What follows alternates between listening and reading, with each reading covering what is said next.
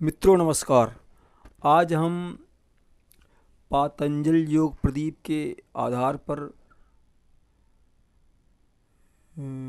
वेद आधारित पूर्व मीमांसा, उत्तर मीमांसा अर्थात मीमांसा और वेदांत दर्शन के ऊपर कुछ विचार करेंगे। तो आइए सबसे पहले हम मीमांसा की कर्मकांड, वेद मंत्रों में बतलाई हुई कर्तव्य कर्मों अर्थात इष्ट और पूर्त कर्मों की शिक्षा का नाम कर्मकांड है। इष्ट वे कर्म हैं जिनकी विधि मंत्रों में दी गई हो, जैसे यज्ञादि, और पूर्त वे सामाजिक कर्म हैं जिनकी आज्ञा वेद में हो किंतु विधि लौकिक हो, जैसे पाठशाला, कूप, विद्यालय, अनाथालय आदि बनवाना इत्यादि। इन दोनों कर्मों के तीन अवान्तर भेद हैं: नित्य कर्म, नैमित्तिक कर्म और काम्य कर्म। सबसे पहले नित्य कर्म, जो नित्य करने योग्य हैं, जैसे पंच महायज्ञ यज्ञ इत्यादि। नैमित्तिक कर्म वे हैं जो किसी निमित्त के होने पर किए जाएं, जैसे पुत्र का जन्म होने पर, जात कर्म, संस्कार इत्यादि। काम्य कर्म जो किसी लौकिक अथवा पारलौकिक कामना से किए जाएं। इनके अतिरिक्त कर्मों के दो और भेद हैं: निषिद्ध और प्रायश्चित कर्म। निषिद्ध कर्म जिनके करने का शास्त्रों में निषेध हो।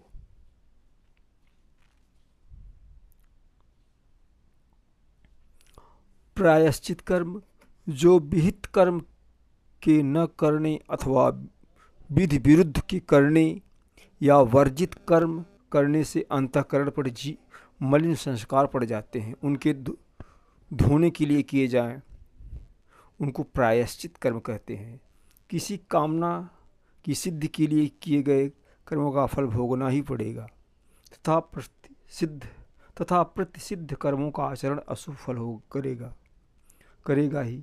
अतः इनसे निवृत्ति वांछनीय है, परंतु नित्य और नैमित्तिक अनुष्ठान नितांत आवश्यक है।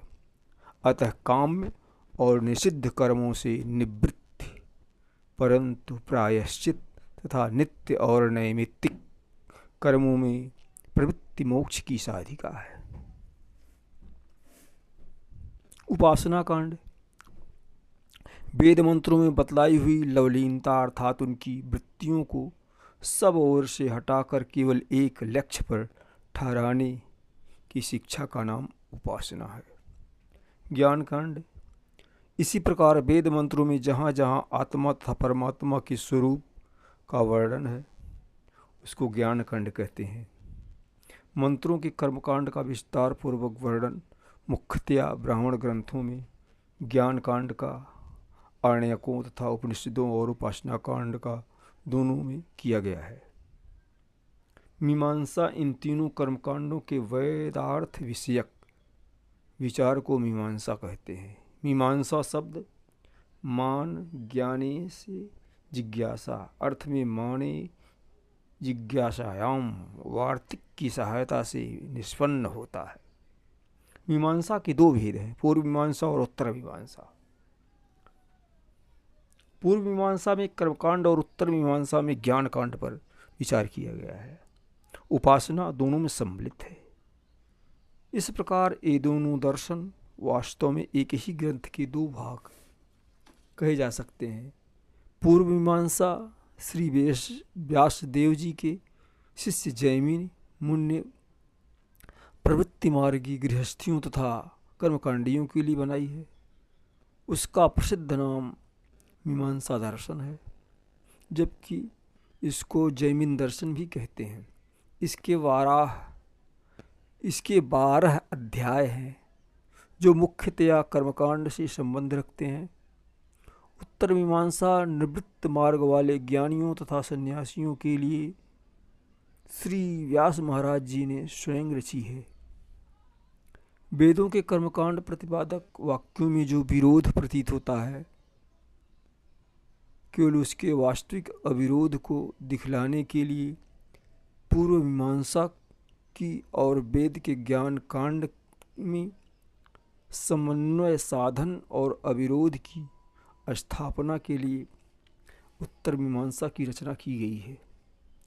इस कारण इन दोनों दर्शनों में शब्द प्रमाण को ही प्रधानता दी गई है।